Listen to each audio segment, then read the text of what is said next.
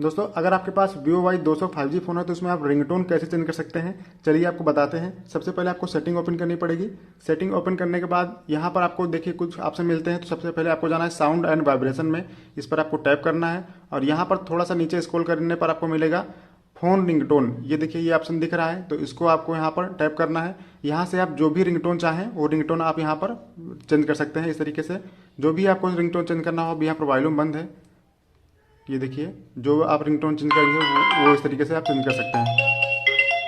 तो यहाँ से बैक कर देंगे और हमारी रिंगटोन जो है वो सेट हो चुकी है। तो इस तरीके से आप कर सकते हैं। वीडियो अच्छा लगा तो वीडियो को लाइक कर दीजिए, चैनल पर पहले सब्सक्राइब कर लीजिए।